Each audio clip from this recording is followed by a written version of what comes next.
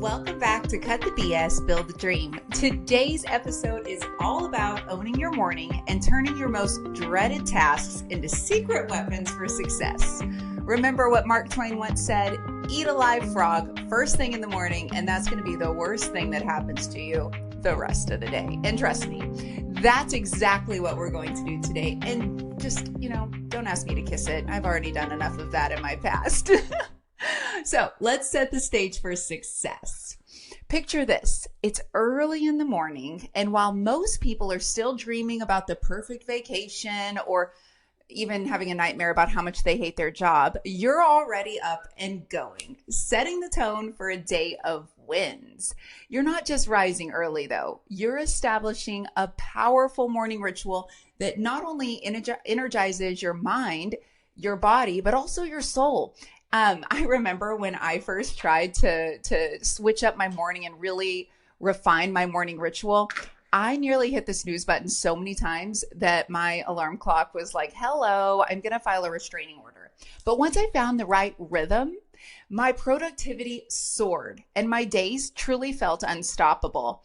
And I'm not the only one. Take Tony Robbins, for example, that mindset guru. He's like 6'5", ginormous. He is just all around a badass, and he swears by his early morning routine. He wakes up early, he meditates, he sets clear intentions, and if Tony can do it, we can do it, and if I can do it, you definitely can do it. But, let's go back to this frog idea. What exactly is this frog I keep talking about? Well, your frog is that big, intimidating task you'd rather run from than face head on. Whether it's a crucial phone call, drafting a challenging report, brainstorming your next big idea, or if you're trying to lose weight, hitting the gym and getting that knocked out. And while I promise we're not literally, serving frog legs for breakfast, ew, that's disgusting. Imagine if we did. But you have to ask yourself, what is my biggest, most important task today? That's your frog. The one that if you don't touch it, it's going to sit there croaking and croaking at you all day long. But once you conquer it, you'll feel like you just won the award for most productive human ever. So, let's get a little bit deeper into this. How do you identify the frog so that you can conquer it, right? Identifying and then, eating that frog, it starts off with the very first important step, and that's it. You have to define your big goals. You need to write them down, break them into bite-sized tasks, and then here's the best part is sharing them for accountability. I wrote out 10 goals for myself for 2025, this podcast being one of them. And not only did I write them down, I created an action plan, and then I shared them with all of my people. I shared them with my friends. I shared them with my kids, because that accountability, that's what really makes it something that you've got to do, because now people know about it and the universe knows about it, right? All right, step number 2, once you have your goals defined, which is already a step in the right direction, step number 2 is to prioritize it daily. Every morning I read those 10 goals for myself. It's part of my morning routine. And then I look at my calendar and I make sure that I'm budgeting time for them, both monthly, weekly, and daily. Once you identify all of the things that you need to be doing, choose your top 3. Those top 3 tasks, that's what's going to drive you closer to your vision. And the frog part of this is if you don't finish the number 1 task, you're just letting that frog hop all around. But you've got to eat it, right? You've got to eat that hard task. There's no ifs, there's no ands, there's no buts, there's no rivets, whatever. You've got to eat it. And then, another thing that really applies to everything in life is that 80-20 rule. Ask yourself, is this task part of the crucial 20% that really moves the needle? Or is it part of the 80% that can wait? We stay busy all day long doing all kinds of tasks, but really it's only the 20% of tasks we're doing that's getting us closer to those big goals that we have. So rank your list. When you're writing them down in the morning or the night before, rank it. A, all the way to E. A are those high value frogs, all the way to E, which is I can wait till tomorrow's menu, right? And you got to focus only on what you can do that's truly going to make a difference, that's going to move your needle in the direction of the goals. So many people say, well, I'm so busy. I'm doing this, and this, and I don't have time to do X, Y, and Z. But I always say, show me your calendar and I'll show you your priorities. If you really take a look at your calendar and you time audit what you're doing all day long, I bet you can find some time for those big goals. And the coolest part is if you're marking the most critical tasks every day in your journal or your Trello board or whatever it is that you're doing, and you rank them as the most important down to the least important, then you're going to be kickstarting it and eating the frog and winning the contest at life, right? So I want to talk about this though. Procrastination. It's not, procrastination is not just poor time management. Oftentimes it's fear, right? It's fear of failure, fear of not being perfect, or, for me, sometimes it's fear of success. And that can freeze us faster than anything. Our brain's emotional centers trigger a stress response that pushes those important tasks to the back burner. It's our brain trying to, once again, protect us. It's our brain's main job out here. It's trying to protect us. But we can't listen to it. We have got to trick our brain by taking those daunting big tasks and break them into manageable pieces. That way you're not staring down a mountain of frogs all at once. And the other part of this is, remember, we have to manage our energy, not just our time, right? Our energy. That's what sets high performers apart. And I learned this when once again, Tony Robbins talks a lot about this, but when I tap into my peak energy, at the beginning of the year, I did an energy and time audit. And it's from Buy Back Your Time by Dan Martell. Highly recommend that book if you haven't read it yet. So he recommends that you break all of your day into the smallest little pieces, 15 to 30 minutes. Break it apart. What are you doing all day long? Assign it a dollar amount because, answering emails might be a $1 task versus me meeting a client is definitely going to be a $4 side task. That's making me money. Then at the end of the day, highlight in green if it gave you energy, red if it took your energy away. And I bet you'll find out that the tasks that give you the most energy are usually during the same time of the day. Your energy management is key. It is key. So schedule your frogs, right? Those top priorities for part of the day that you're going to have the most energy. For me, it's the morning time. That is when I wake up, I do my morning ritual, which we're about to talk about in just a minute. And then I dive into those frogs because I know that's when my energy is the highest, my brain is focused, and I know I can tackle them.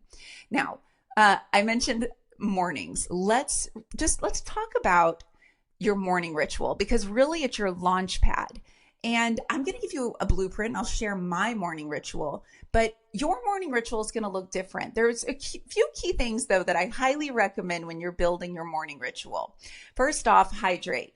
We do not drink enough water. Most people I know are walking around yawning all day long. And a lot of that is not lack of sleep, it's dehydration. So start your morning by drinking a big glass of water. Don't hit the coffee yet. Drink a big glass of water. If nothing else, it'll make you feel like you're washing away maybe last night's regrets. All right, next thing, make sure you're moving a little. Just something light. Maybe some light stretching, yoga, a short workout. Think of it as shaking off the cobwebs and your brain will thank you. I like to do energy work. My dear cousin Jennifer taught me all about energy medicine and tapping. That's been a new part of my morning ritual. You could do Wim Hof breath work. There's a plethora of choices. But another key part of your morning is being mindful. Whether it's practicing affirmations, journaling, meditating, trust me when I say that your future self will truly appreciate the clarity that mindfulness provides.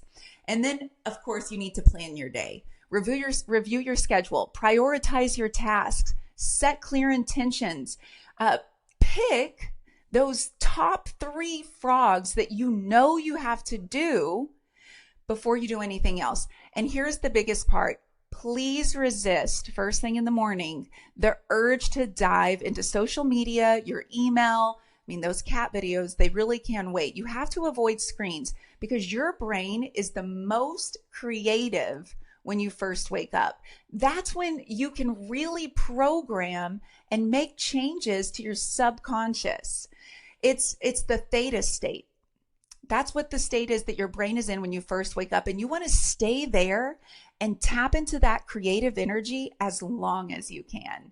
So for me, when I stick to these rituals, I'm not only gaining clarity for the day, but I'm also setting the tone of discipline, right? And fun.